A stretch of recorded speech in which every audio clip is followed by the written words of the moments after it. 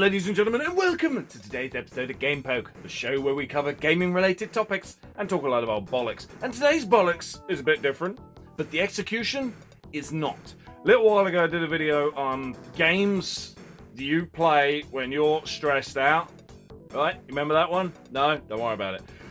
It was different in the sense that I managed to get different members from the Retro Refresh community to give their opinion on said topic.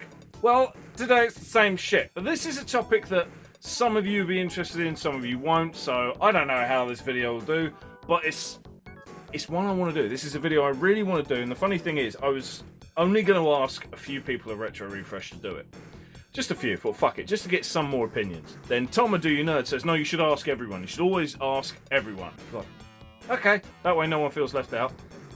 And then everyone responded, and everyone's given their own piece on it. It's like, this now, be awed at this. This is the first ever video, ever, anywhere, not just this channel, first video fucking anywhere, that has every channel from Retro Refresh on it.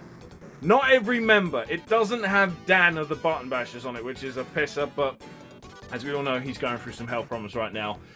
Send him your love by going to the Button Bashers channel and clicking subscribe. A link below. Description for you to do that. Go ahead. But other than that, every channel's given their piece on today's topic, which you've already read in the title of this fucking video. Has the YouTube bubble burst? Well, I know it sounds like a loaded question, but hear me out, alright? Since becoming a YouTube content creator, I've had the luxury of not just getting to know viewers, but also other creators, other people that do this shit. And it's great seeing the way people want to do their channel. I like it when people do their channel so different to mine. I like focusing on old games and comedy. If a video doesn't have any comedy, I tend to just go, nuts to that. I've done it in the past. I once did a video on Master System controllers, went back and watched it, and there was not a single thing that was slightly, I don't know, warm-hearted entertainment giggly about it. It was just very to the point and structured, and I thought it boring, so I deleted it and then remade it years later, and that one's much better. I'm much happier with that one. So if you do want to check out that topic, you can, and you'll get the video that I like, because the other one doesn't exist now. But anyway, sidetrack. YouTube bubble burst. Has the YouTube bubble burst? This is something any content creator will have their own opinion on. So I will give mine, and then we will go through the other people at Retro Refresh, the other channels, Gaming Off the Grid, Do You Nerd, Nerd Lair, Button Bashers, Chronic Spartan, Retro Game Boy, all of us are there. But first, me. That's right, me, my fucking video, so I'm gonna go first. Has it burst? You know what? I see a lot of people, a lot of content creators getting very fucking stressed sometimes. The biggest thing that piss any content creator off is when you take a lot of time and effort into one video. I do this a lot. I make them Sega Head episodes. They do not do better than other videos in terms of views and all of that shit. They get roughly the same, but a Sega Head episode, I will put a month's worth of work into it to make it the higher quality product that I want to make. Right? Then, when that video's done, I could put out a Let's Play of any game, any, and it will match it for views. It's like, that Let's Play took me 3 hours, record, edit, all of the bullshit, the guff, the thumbnail, all of that fuckery. When that's done, 3 hours.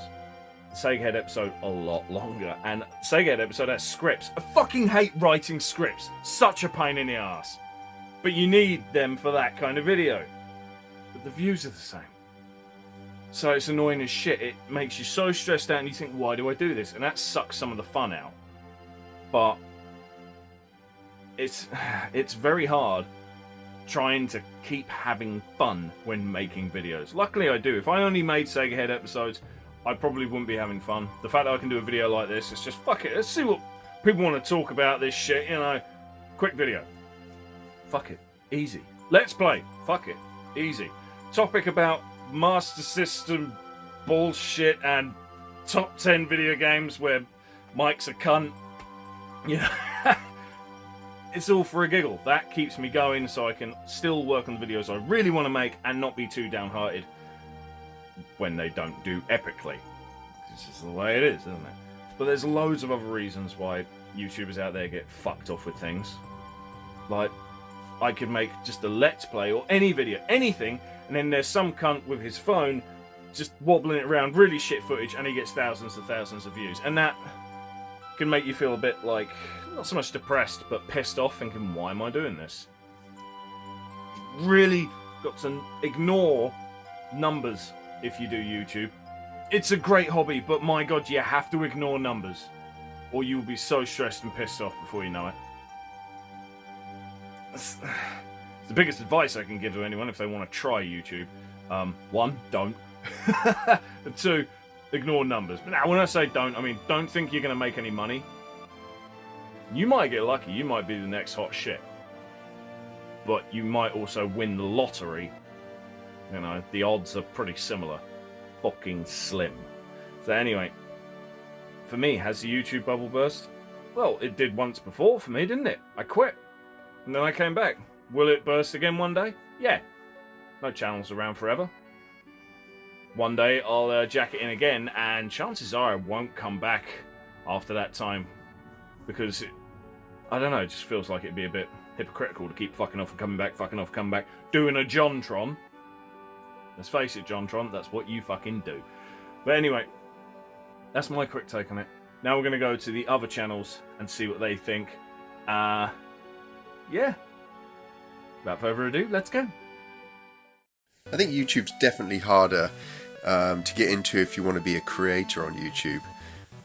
You know, I started just before they brought in the 1,000 sub, 4,000 minute limit before you could monetize, and I think that's probably a goal of most people that get into YouTube, or at least it's a nice goal that to get into, and that I think got rid of a lot of rubbish that was on YouTube and kind of forced people to create more high quality channels. I do think some people get frustrated if they see all the effort they put into a channel and still someone does a low effort and it kind of gets pushed up. And there's some really interesting kind of analysis about how you know, different sales techniques of your video will push it up the ranks of YouTube, and kind of tapping into all the algorithms. I think for me, it's never going to be a career. It's nothing I want to make money out of. So I don't get upset or frustrated by the YouTube algorithm. I don't get upset if I don't get lots of people. Been quite fortunate that quite a few people have subscribed to my stuff, but I don't do that. That's not the primary reason for me having my channel. I like to kind of just share my retro gaming passion and meet people who like the same thing, and then I get to use it as a way of researching and finding out new stuff. It kind of forces me to look at more stuff in the retro gaming community, more stuff about the Mega Drive, which I love. So for me, YouTube serves a purpose. It helps me learn more about the things that I love. And then as far as like a bubble bursting, I don't know what kind of bubble there was before, so I don't know which bubble would burst.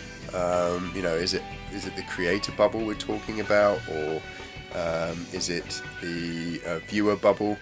It seems to be going strong. They seem to be getting numbers and bigger numbers of creators and bigger numbers of viewers, so perhaps it will do in the future, but I don't think it will affect me. It's not my career. It's not where I make money. I do it for fun. As long as other people who like retro games are still on YouTube, I'll be here. Has the YouTube bubble burst? You know, I don't think it has, but I think objectively, if you look at it, it kind of depends on what your goal is. You know, I think if you're a new YouTuber trying to break in and become this massive star to make money and to basically make it big, I think that in a way the bubble has burst a bit because there's so many people that are already successful on YouTube. They have channels dedicated to certain things that you probably like already. If you like cooking, if you like hunting, if you like auto mechanics, video games, dogs, I mean, anything that has to do with something, there's already probably a YouTube channel that's already taken over and leading the pack that way. But with that being said, if you're into YouTube, just to have fun because you want to spread with your friends, you want to spread awareness for something, you want to basically be passionate about your own hobbies, then I don't think the bubble has burst. There's never going to be a point where you just can't make content and it's going to be useless. There's always going to be a video, even if you don't have a lot of subscribers, that you could put out and be unique in your own way. So I think that's where the YouTube bubble is kind of different. The other thing is, with technology and the world ever changing, there could be a time where your channel is maybe stuck in this rut, and then all of a sudden you start covering a new topic and boom, you go up. So the bubble is ever expanding, right? Like, there could be channels 10 years ago that had a topic that is no longer relevant now, and those channels may have died if they didn't keep up with their audience, and a new YouTuber at the time came in and was able to capitalize on that popularity and grew the bubble even farther. So it's weird. I think there is a point where the bubble is tougher to penetrate, but in terms of YouTube, it's just never going to go away because there's always new stuff. There's always new viral trends. There's always new restaurants. There's always new ways we go through talking to our kids, working on newer cars, electric now. I mean, there's always going to be something dedicated to what's technology, what technological advancements we have. PS4, now we have PS5. Well, there's going to be a PS6, the processing power, the video card. There's always going to be new stuff to talk about, and always going to be newer things that may have not existed a month ago that are going to be new now. So I think if you have a channel that's actually looking for that, there is a way to kind of penetrate the bubble.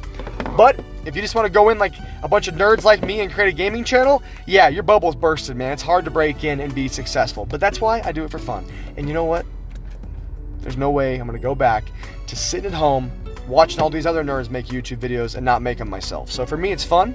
That's why I'm trolling and rolling, because I just do what I want. Is the YouTube bubble bursting? Honestly, I don't think it is, and it's a really good question actually, because I remember just around about the time I started thinking about getting into YouTube and doing YouTube videos, I was watching like Metal Jesus, CJR, Games of War, pickups videos and retro gaming channels like that. And I used to always think, well, these channels have been around for so long, I've clearly missed my opportunity to start a channel that could be successful. And I dabbled about with it a little bit. I did some pickups videos and nothing really came of it. Left it for about a year. And then funnily enough, it was only as I started watching younger, newer channels, people in the Retro Refresh crew like Gaming Off the Grid, starting seeing the passion and the following that they were building. At the time they only had like 300 followers. But I thought, it isn't over. There's so many channels that have existed for so many years. But they're older now, and some of them are still going, but some of them are moving on, and audiences sometimes want to find something new and fresh. So you're always having these channels that pop up, and furthermore, I see loads of channels slightly related to gaming or unrelated to gaming that pop up and become instantly successful. I've noticed ones to do with the game development world, ones to do with even like how to keep yourself fit and healthy as a gamer, and they kind of like blow up overnight. And I think the thing that a lot of YouTubers do understand about YouTube is that niches do really well, and there's so many untapped niches still in the world of YouTube that there's so much opportunity for a specific and a deep niche to be honed in on. Retro Gamer Boy, for example, has started niche down on Mega Drive collecting. I've started niching down on handheld collecting, and that's where we're starting to see our channels grow and get a more dedicated following.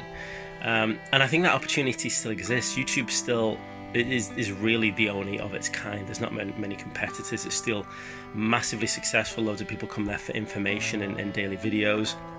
But I think viewer style, or what viewers have expected to come to see, has changed.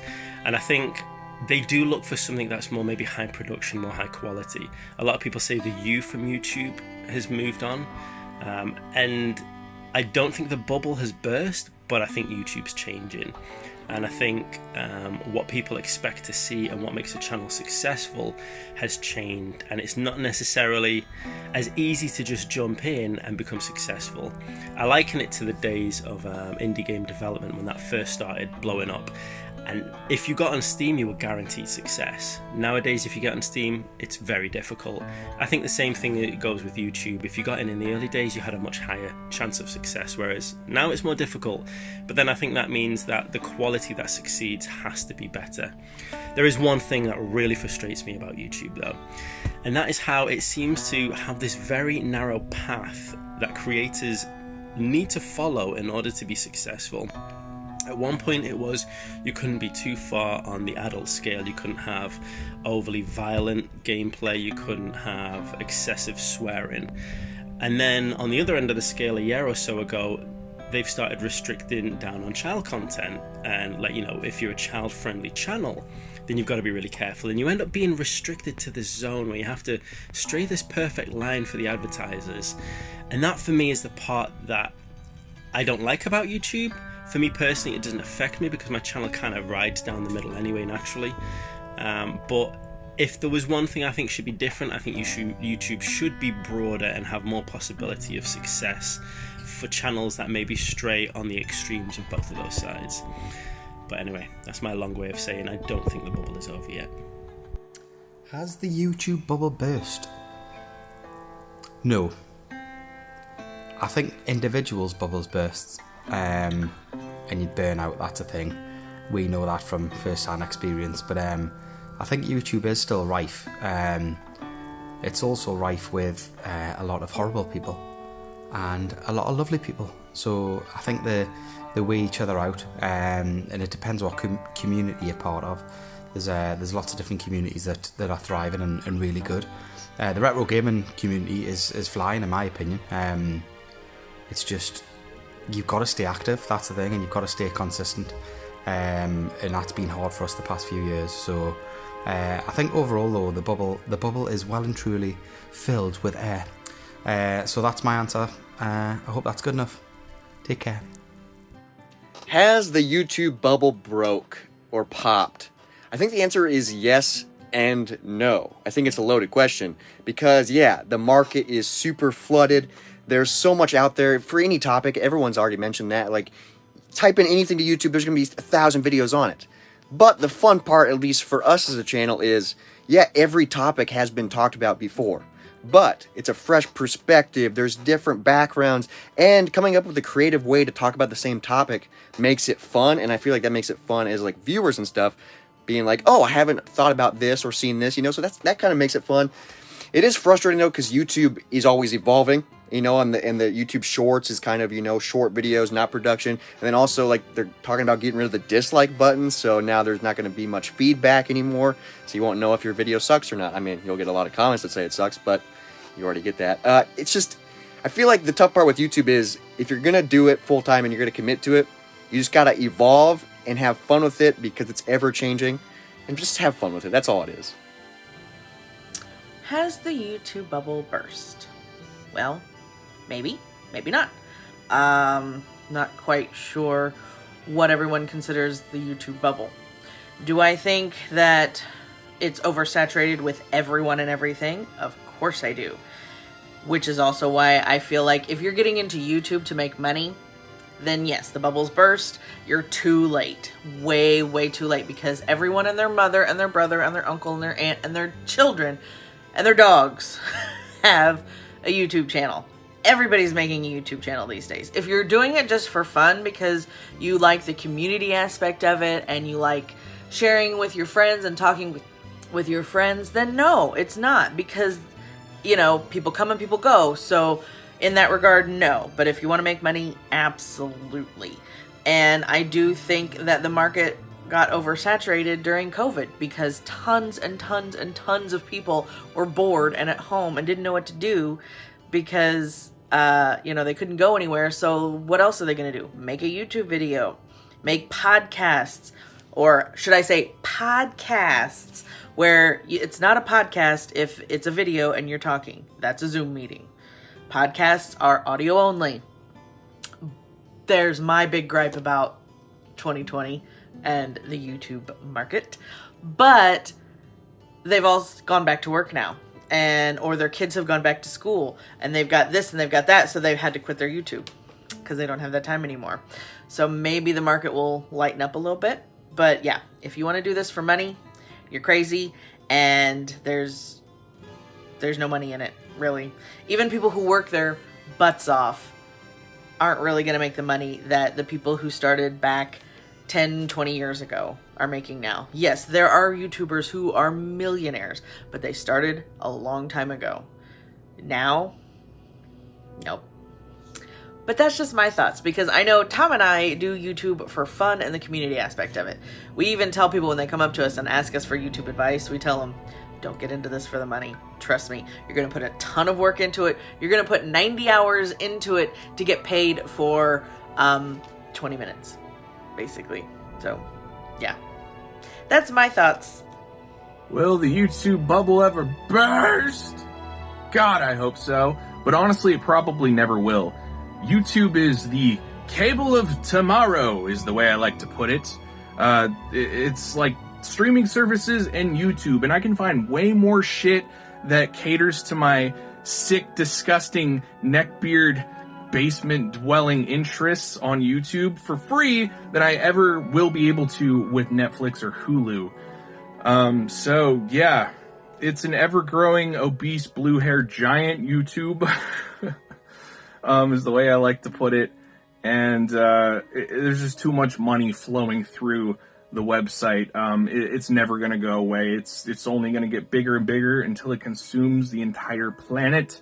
And we are all pod people watching normie fucking content and Spider-Man and Elsa fucking each other. That's the future. I hope you're ready. Awesome question. Has the YouTube bubble burst? I don't necessarily think that it has. I just think it's a very different landscape and it's ever changing. And I think in the realm that we're all in of video games, it's so flooded, it's so oversaturated, but I think there's still opportunity there. I look at a channel like Retro Rick, who has just blown up. Now he's north of 100,000 subs, and you know, it can happen. I think there's still people out there that are desiring that content. It's just they have so many options to pick from. As far as frustrations, you know, I'm just like anybody else. I do get frustrated. I'd say the thing that YouTube's doing right now with the shorts has opened itself up to hundreds and hundreds of thousands of views going to the no bra challenge, you know, and things like that, which is I don't know, it's like a microwave society type of thing. I feel like people are consuming more TikTok and shorts and things like that than wanting to watch a long produced video or TV show or movie or what have you. They like these little bite-sized pieces, and it's, you know, YouTube decided to go that way. We don't have any control over that as creators, and maybe that's what consumers are wanting, right? They're going to feed what people consume. I would say as a general rule, though, I try not focusing on the uncontrollables. If it's out of our control, I try not focusing on it. But just like anyone else, it does get frustrating if you put, you know, 10, 15 hours into a video and then, you know, you get a few thousand views and then there's a no bra challenge from some random person. It gets about 1 million. Yeah, that kind of sucks sometimes. But I think there's still opportunity out there. I think the game is just different, but I don't think the bubble has burst. Has the YouTube bubble burst? That is a tough question to answer. It's not really a black and white. There's a lot of grays here. I think that there's an oversaturation of Me Tooers and people that came in from COVID who needed a hobby and wanted to pass the time. And honestly, there's nothing wrong with that, if you're doing it for fun. See, anyone can go out and be successful and make it big and make money off YouTube if you follow the rules that YouTube puts in place. You know, go after those algorithms, follow them to a T, and be a completely non-unique channel because you're using the exact same template that everybody else uses. And where's the fun in that? If you're wanting to be big, then I guess you're just gonna do the same thing. And you know what? Hey, that's what Hollywood does, and that's why we get the same movies. That's what AAA game developers do, and that's why we get the same games over and over and over until we're sick of it all.